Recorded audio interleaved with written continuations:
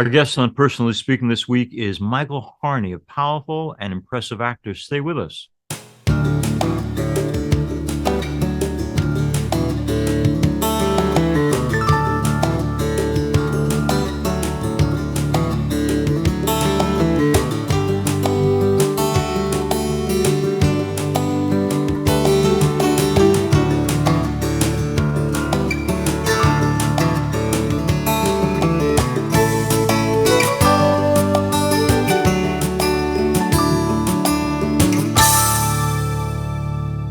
Hello and welcome to Personally Speaking. I'm your host, Msgr Jim Lisante, and the great actor Michael Harney joins me now. Michael is best known for starring on the Netflix series Orange is the New Black as Corrections Officer Sam Healy. He earned his big break in 1993 as a morally compromised police officer on NYPD Blue, which led to steady work as a guest performer on a number of television series. In 2005, he played a hateful townsperson on the HBO series Deadwood, which further increased his profile. Michael has frequently portrayed tough men with deeply complicated lives. His ability to tap into the emotional and spiritual elements of these characters is the result of his extensive training and work in the New York theater scene, as well as his early career path as a social worker and prison reform advocate. Michael is here with us today to talk about his life, his career, his Catholic faith and values that matter the most to him. Joining me now, I'm so pleased to welcome to Personally Speaking, actor Michael Harney. Michael, I'm always intrigued. First of all, thanks for coming on Personally Speaking. I'm always intrigued by the families that form and shape us. And I'm wondering about the family of origin for you. When you look back on your upbringing and you look specifically at what your parents did in raising you, what did they get right? What might they have done better? You know, I came from a really typical, well, I wouldn't say nothing's typical, but a very strong Bronx Irish Catholic background. Mm-hmm. And I spent a lot of time with my grandparents. My grandfather was from Tipperary. My grandmother was from Galway. And I spent a lot of the first 5 years of my life with them.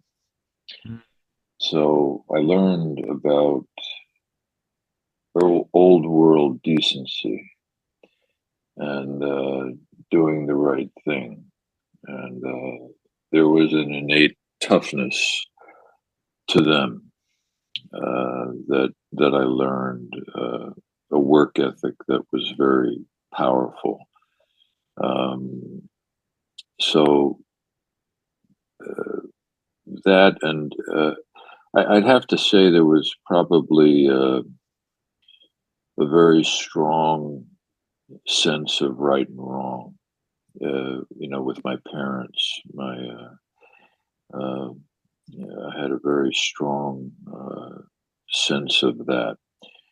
And as you and I know, years ago there were consequences for bad behavior. So, there that doesn't exist so much anymore. But I had a beautiful faith. My grandmother, I remember. It's a great story actually. I was very small, and I went to see my first film, which was Spartacus, with my grandmother, and she led me into the movie theater by the hand, and yeah, I was kind of scared. I mean, they were crawling out of this prison in the pits, and anyway, I made it through the movie, and afterwards she said to me, she said, "Now you're going to be an actor." And I was a baby. I was a baby. But along with that, she handed me the prayer to St. Michael the Archangel. And I've kept that with me all these years. So Let me ask you the mom's maiden name. Marie. No, last name. Oh, her maiden name? McLaughlin. Yeah. Okay, boy, you had it both ends. I got an Irish mother, an Italian father, but you had double whammy on the Irish side. I tell people when you're Irish and Italian, you're the best of both worlds. Half of your sins, the other half feels guilty about it, you know. But you, you you had all the guilt, you know. Let me ask you, you probably know the actor Tom Wopat. Tom Wopat had been a guest, and his agent said you can have him on the show, but you can't go near the topic of alcohol and DWIs because it's very sensitive. Anyway, when you tell me I can't go near a topic, I can't help myself. So I said to him, when I was young, I said, Tom, you and I have a lot in common. He said, how do I have a lot in common with a Catholic priest? I said, well, when I was young, I used to go into the city to party and drink too much. And then my parents were on Long Island. That's where I lived. So I drive back there. But when I got home to their house, sometimes I can't remember the road. I said, the only difference I can see between us is that I never got stopped, thank God. But I think you did, right? And then he felt free now that I identified as a guy who drank too much to talk about his own experience of DWI and jail and all that stuff. You've been pretty honest about the struggle and the escape that we have used in our past with alcohol and, in some case, drugs. I want to know how you got out of it, though. Like, how did you make the Well, break? um, I found groups of men and women that were devoted to recovery, and that's how I did it. And I really got I was very graced early on. I spent a lot of time at St. Ignatius Retreat House on Long Island, Mm-hmm. and I met Jim Deneen Yeah, and sure. Bernie Shannon. Jim was my Oh, spiritual director for okay. many years, and And still close with I was me. ordained with Bernie. I got ordained with Bernie. Oh, were you really? Yeah, No yeah. kidding. I went to school with him, Oh, seminary, and I love Bernie. Yeah. oh wow. Yeah, no, he was very. He used to do St. Camilla's Stillatus retreat, Yes. you Yeah. know. But I spent a lot of time with those guys, and they were real priests. Mm-hmm. They were real priests, and I got very lucky. And So they helped me understand. That's how I got out of it through the grace of God. I remember traveling on the Long Island Railroad. My first recovery job. It was at the World Trade Center, and I used to get up at 4:30 in the morning to start at 6 down at the Trade Center. And I was reading a recovery book on the train, and there was a prayer to St. Francis. I was in the middle of that prayer, and I realized this was about 6 months since I stopped drinking and using drugs. And I realized the obsession was gone, but I had no idea how it left me. And to this day, I use that as a benchmark of grace because I really had no idea. It just occurred to me. Wait a minute. I don't have an obsession anymore, which was really very, as you know, was very powerful. yeah. So Michael Harney, I guess. Michael, I wanted to ask you, especially in light of your popularity with a show like Orange is the New Black. Um, I'm told that there was a time in your life where you voluntarily went to work up in Ossining with people in jail and prison. Why were you there? What did you learn through the experience? well, I was very young, and I was studying civil rights, and I was horrified by Mm, what I was finding, and it led me to look into prison reform.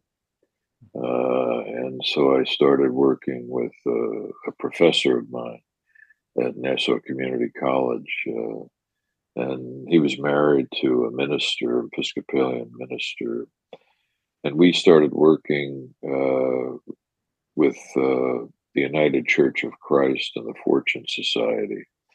Uh, and I would have to say, I wasn't, doing this every day, but it was a voluntary thing that I would go up.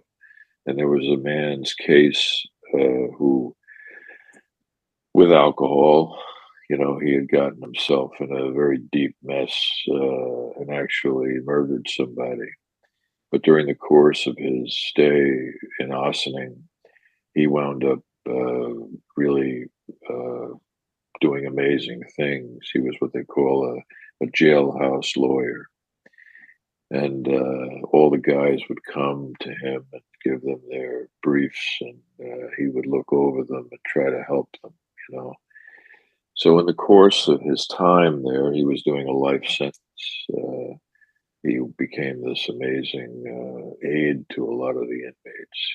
So I used to bring him vegetables, and he used to like to cook vegetables. And I remember one time I went to see him, and that if you've ever been there, that big steel door shuts behind you, and you go into the visiting room.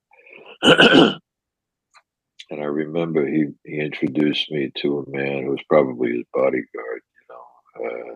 His name was Tiny. Who wasn't? And Tiny shook my hand in the most gentle way, but he must have been, I'd have to say, in reality, he probably was about 6'6" and about 275, but he didn't have an ounce of fat on him. He was just a mountain. So That's they great were stuff. they were protecting their interests. So long before you got the script for Orange is the New Black, you knew something of the inside world, and it's great that you were there. I have friends who are even now in jail and prison, and they talk about being completely forgotten once they're in there by people, and how Right. important it is for people to care. And maybe why Jesus talks about, I was in prison and you came and visited me as a beautiful work Amen. of mercy. And every experience of love is an experience in learning. And I That's right. That's right. related to that. What have you learned through the experience of being a dad? Well, for me, it's really about love and service. Mm-hmm. You know, that's where I kind of wound up. And, my son was uh, born with, he was high functioning on the autistic spectrum. Mm-hmm. And he later wound up struggling strongly with epilepsy. And so we went through that together for 10 years. So that was one of the reasons, the romantic endeavors didn't work out too well. It's very hard because I'm very devoted to my son. Anyway, what I've gotten out of being a dad is it really picked me up and threw me into the arms of God through surrender. And I remember one day I really thought we were turning a corner. It was probably about almost right near the time when things started to change for the better. He's now seizure free for over 2 years, except when we both had COVID. We both had we had the Delta variant, so it was very difficult. But right before things started turning, I thought we were turning a corner. I remember he had another event. And I remember I was standing in the bathroom holding him. I had gotten him to the bathroom. And, with seizures, grand mal seizures, you just lose control of everything. Anyway, I'm standing there and I'm holding him. He's completely limp. He's lost consciousness. I just raised my fist up to the skies and I started screaming at God. And it wasn't too long after that things started changing.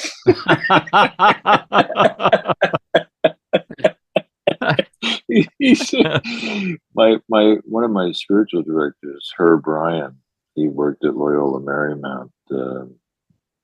He was a wonderful guy, and in one of our times together, he said to me, "Do you ever get angry at God?" And at that time, I said, "No, I really don't." He said, "Well, I get angry at him for you." Oh. So I would suggest that you start getting angry at him, leading me into a more authentic relationship. with God. Uh, so, but Yeah, what I get out of yeah. it is I've gotten it's certainly given me far more than I've given out. I like that Uh, your spiritual director directed you that way. I think for some reason, a lot of, especially our generation of Catholic, you didn't dare shake your fist in God's face. But I think if He loves us as much as we believe He does, then I have good friendships with people, and it allows me to even be angry when they don't deserve it because they'll carry me no matter what. And I think that's our yes. God. He can take it. You probably know the guy. Joe Montegna is a friend and a Oh, I guest, know, Joe. Sure. and he's been through this experience of his daughter with autism, Yeah. and he says he's debated God endlessly sometimes, and but that's part of the That's right. relationship, the debate. And if he starts answering you, though, Michael, please let me know. I'd be interested in the He the does voice. answer me. Yeah. I received tremendous grace. That beautiful lady behind you, I'm very close to Mm. her. You and me She both. leads Yeah. me. Yeah, she's the best. And for the folks who are listening to this on the Catholic channel on Sirius XM, Mike's referring to a statue of Our Lady that's behind me. You people watching on YouTube can see her yourself, but that's what he was referring to as the lady behind me is the Blessed Mother. And now you mentioned a spiritual guide that you talked to. One of the people I was fascinated that you knew was Father Chiswick. Tell us about this guy who's now Oh, a yeah. saint in the life of the church. Tell us about how you met him and what did he bring to the table in terms of the dialogue between the two of you? Well, I was getting sober, Hmm. and I was up at St. Ignatius Retreat House, and Bernie said, "There's somebody I want you to meet." And her name was Dolores, and she was a lay mystic, and she's an amazing person. Um, anyway, she uh, came to my closing of the retreat that weekend, and we sat and talked. And she said, "I'd like you to meet my friend Walter, who was her spiritual director." And I had no idea who Walter was, and I wasn't wrapped too tight in those days. I was still coming out of the doldrums and the haze of alcoholism. So anyway, I called him, and as was his way, so simply, he just said, "Well, come on up and see me." And I used to go up to St. John the 23rd Center up across from Fordham. And, he had a little residence down the hall. Uh, you know, small, very small, and there was a little formica table there with two chairs, and he'd make me a cup of coffee, and we'd sit there and we'd do the exercises of St. Ignatius. I'd go up every month. We did the whole thing. So he was a wonderful guy and very simple.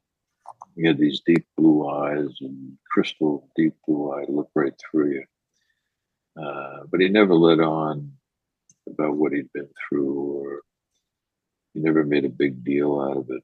Um, he would always talk about the Lord. He'd always make that was front and center. Hmm. And when he directed me, as all Jesuits do, that I've experienced, that I've been lucky enough to be around, they always tell me that God is leading me. They're just there to facilitate, you know.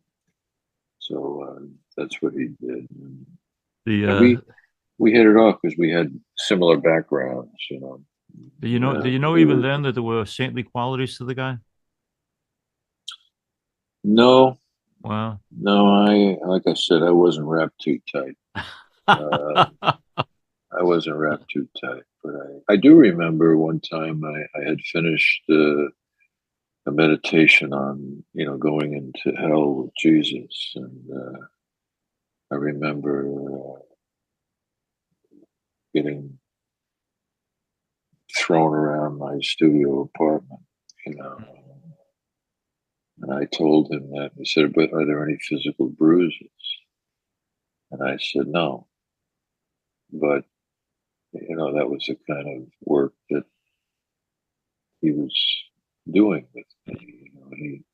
And then he opened the door to, I guess, I don't want to be sensationalistic here. That's not what I'm trying to do. I'm just saying that he let me he let me understand that this is a uh, real the real core of our lives. It's the work with Jesus, and to really walk and to really be aware and just stay on your toes, as he would say. He had a great expression. He'd say, "Just give your lousy best." He I said, like that. I like "Yeah, that. every day, just give your lousy best." The young guys didn't want to sit with him, from what I understand, at the cafeteria because he was so quiet. Mm. He'd seen But the I things liked he'd him. seen. Yeah. Yeah.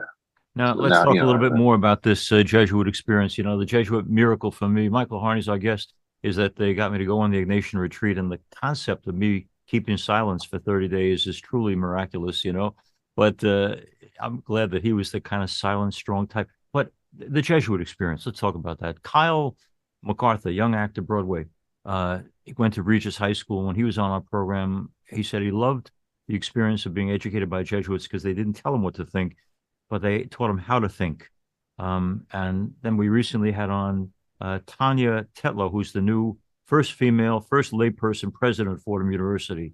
And her father was a Jesuit priest, 17 years, met mom, left the Jesuits and became a married man. But she too says the formation, her whole life, the Jesuits have given her, has given her a profoundly important sense of what's important and what's not. Michael, what did you take away from the experience of Fordham and the Jesuits you've met along the way?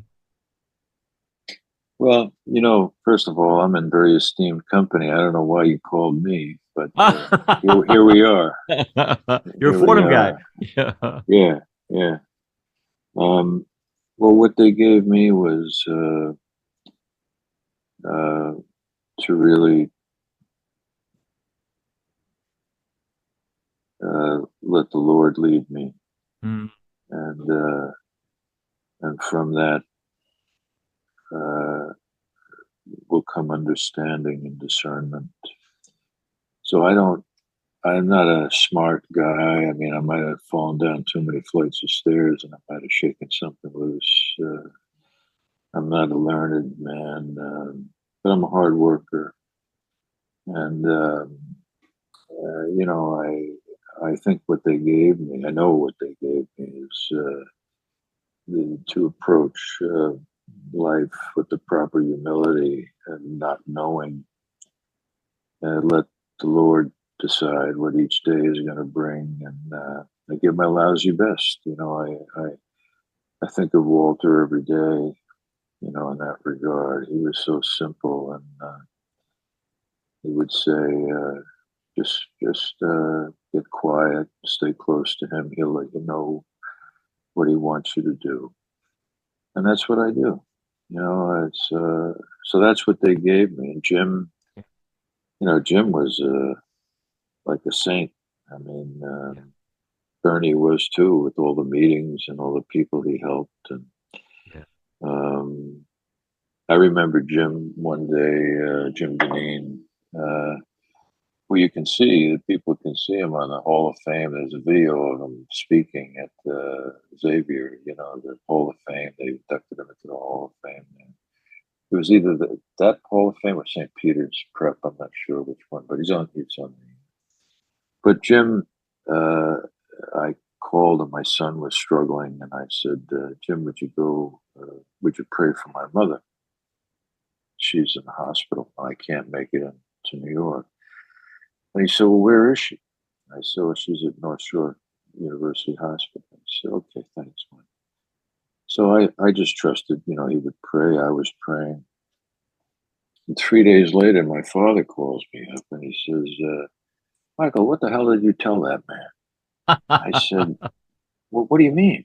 He said, that man he took trains and buses and he came and then he spent an hour and a half with your mother and I and your sister sitting in the hospital here. What did you tell him? I said, Dad, I just asked him to pray for Mom. That's the way he is, And, he would do that a lot. I remember, in other words, he allowed the Spirit to lead him, Yeah. but yet he met his responsibilities. And the thing I think I and so many people respected about him was is a faith of authenticity. Michael, I got to ask you, this gift you have, this talent, this ability to act.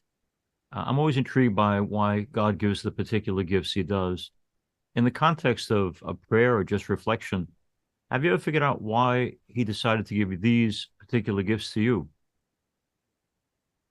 Well, he had to do something with the mess I was in. Yeah. He had to. I was full of you know what, for a long time until I got clean and sober, and I worked this program I was in of recovery. Anyway, I think if you're going to be a good actor, you really have to get level with yourself, and you have to really get. You got to be able to look at the man in the mirror. I want to thank Michael Harney for being a guest on Personally Speaking. Michael, you have probably an inability to be anything but authentic, and it's delightful to hear someone who talks straight and just reveals who he is with no pretense. There's no pretense to you, and it's a wonderful gift and a grace to share that. And wow, I'm so grateful for you, not just for your acting career, which is a marvelous thing, but for the person you are and the hope you give us. Thank you so much for being on Personally Speaking. Thank you so much. I appreciate it. As we end today's program, I want to thank you all for being with us. If you need to reach me, you can write me at personallyspeakingpodcast@gmail.com. You can also go to this show or past episodes by going on YouTube and searching under Personally Speaking with Msgr Jim Lisante, where you'll be able to watch shows as well. And please don't forget to click like and subscribe. Personally Speaking is also on Facebook at Personally Speaking with Msgr Jim Lisante. We're also now on Instagram at Personally Speaking Podcast. I'm privileged to serve as host and executive producer, Personally Speaking. Our producer is Lisa Jandovitz. Thanks so much for joining us. We'll be with you again next time on Personally Speaking.